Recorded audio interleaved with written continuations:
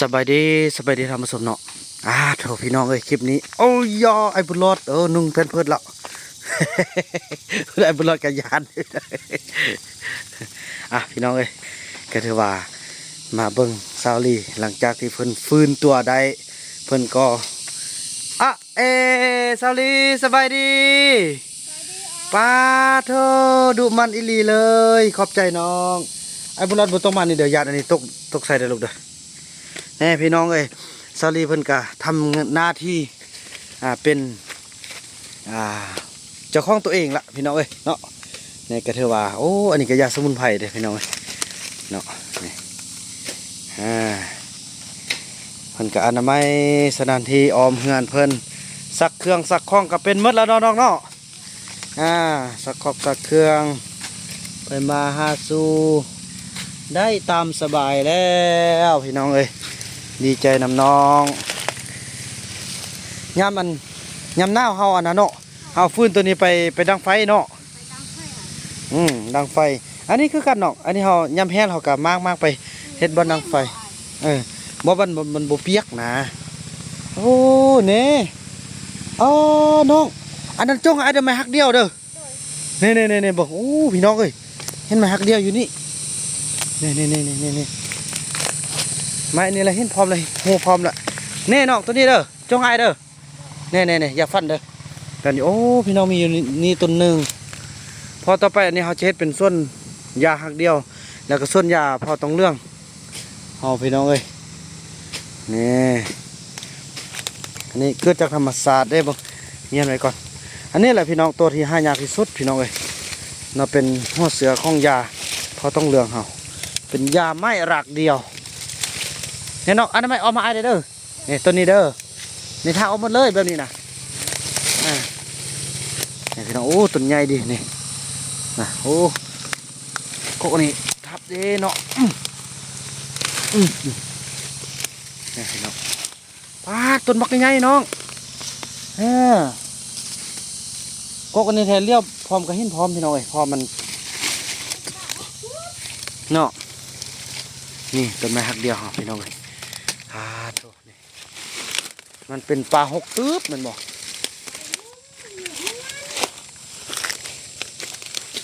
อันนั้นไหมเนี่ยคันซาลีบ่มาอันนั้นไหมนี่ก็บ่เห็นเลยพี่น้องต้นนี้นะ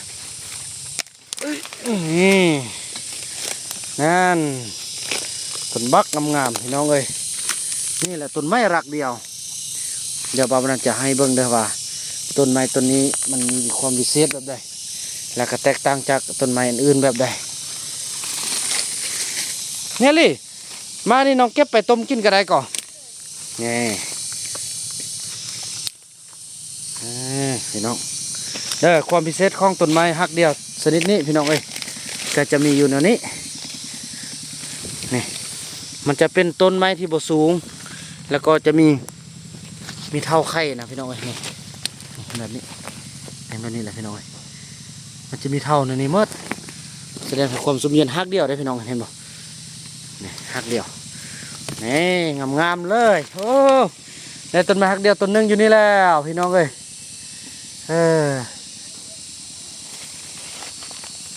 โอ้ปลาตัวนี้นี่ยังไล่ได้พี่น้องแต่เขาบุคคลพบ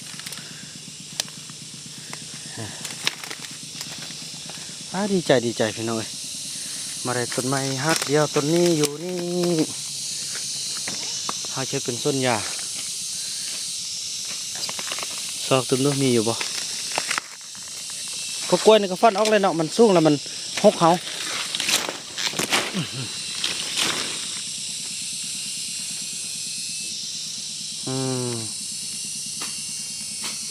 ไอ้บุญรอดนี่ยิ้มเปื่อยๆเลย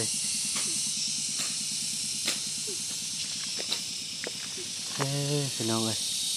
อันนี้ก็เป็นยามันได้เชื่อกับแกเพื่อนเนาะ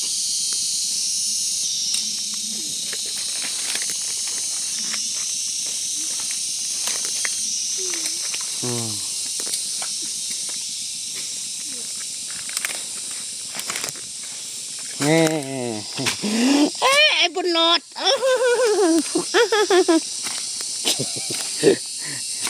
ไอ้บุญรอดมึงเด้อพี่น้องโอ้ สบายดีเด้เฮ็ดจังได๋นบมือสบายดีส่องเบื้องเด้อจะเป็นบ่สบายดีก่อนสบายดียกมือเลยเอาอย่าเบิ่งกล้องสบายดียกมือขึ้นซื่อๆสบายดีอย่าเบิ่งกล้องพี่เอาอย่าเบิ่งกล้องพี่เนาะอีบุญหลอดนี่มันบ่เฮ็ดน้ำอีบุญหลอดนี่ นี่สาลีโก้นี่ยังไว้ก่อนเนาะฟันออกเลย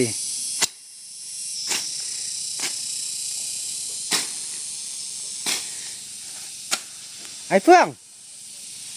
ยู่อ่ะบ่มาเถอะเนาะเขาไปสิดูดีใจได้มาฮักเดียวตัวหนึ่งแล้วอยู่ห้าน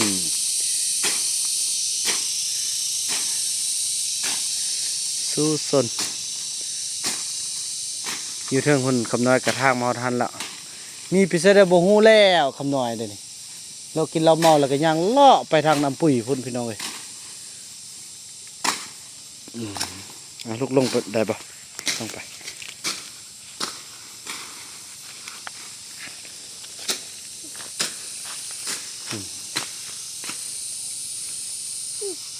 เลย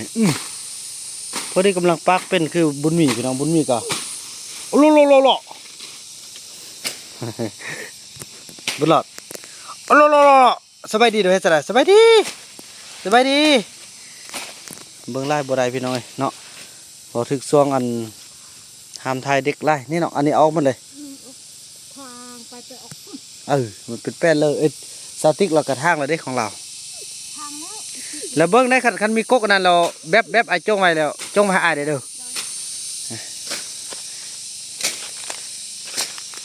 โอ้เมทาแพทย์อันนี้เนอะสบายดีนั่นนี่สุดยอดยกโป้โอเคนั่นนี่เนาะพี่น้องอันนี้เอาอันนั้นเอาพามาทางแด่เฮือนมันเนี่ยเฮือนเขาเป็นมัดเฮือนตัวเองหกพาฟันเด้อฟันนี่เด้อแกงหัวโบเฮ็ดเขาขี้คานน้องสอบเบิ่งอันนั้นก่อนพี่น้องนี่เนาะต้นบุญนี่บ่ฟันเด้อแต่ละต้นเริ่มใหญ่แล้วเด้อพี่น้องนี่เอาใบใหญ่มาให้เขาเจ้าอันนี้มีละอันที่จะต้องได้อนุรักษ์ไว้พี่น้องนี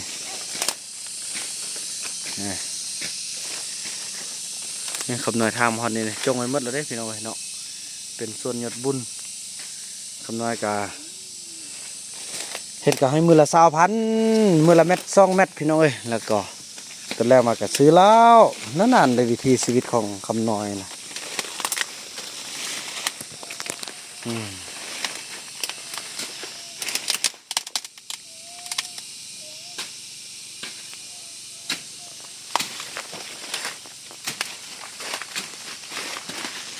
หมักเห็นอยู่ดอกพี่น้อยคันว่ามันมีเนี่ยซุ่มอยู่บักล่า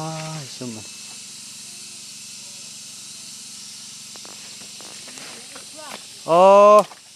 ให้เฟื่องมาละแล้วว่าทางลงนี่แล้วว่ามา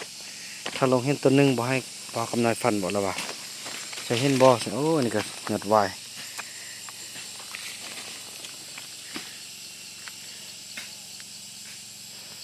ใช่พี่น้อยไงกกหยดบุญงามเลยพี่น้องที่นี่จะให้เป็นป่ายาพืชเมืองเขาต้องเหลือง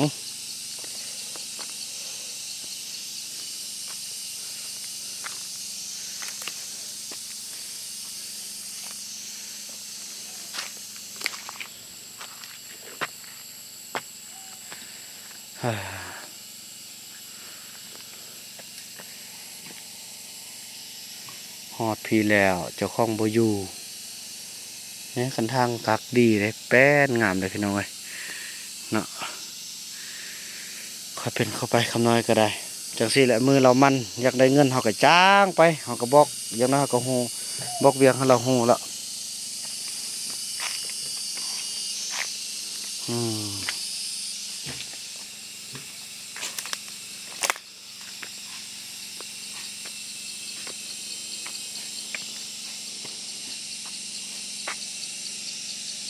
บรรดาต้นไม้เขาสิได้จงไว้ในเครือนี่ก็เป็นเครือยาปวดกระเพาะลำไส้เด้อพี่น้องนี่เครือตัวนี้นะ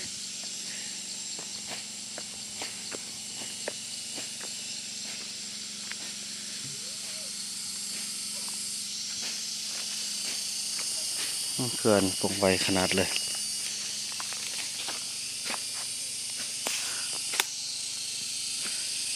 โอ้น้ำนี่ก็ดีแท้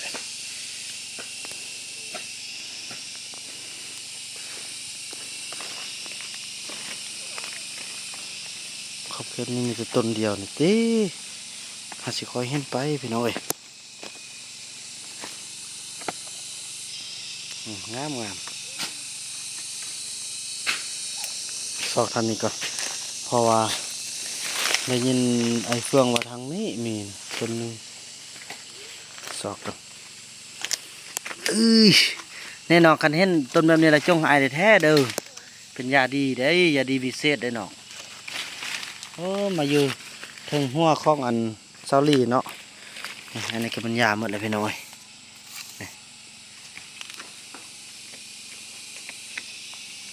เอาไปสอบเบิ่งอัน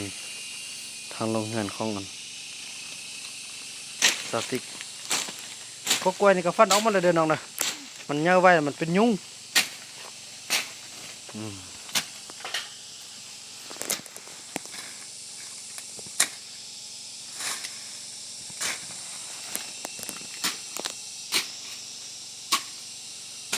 นะต้องสันแล้วพี่น้องเนาะเริ่มหูเวียกเลยเด้อหกกับหูอนามัยสมัยมอลายูแท้บ่จ้างบ่เฮ็ดเด้พี่น้องเอ้ยบ่ได้เงินบ่เฮ็ดเด้หมอนั่น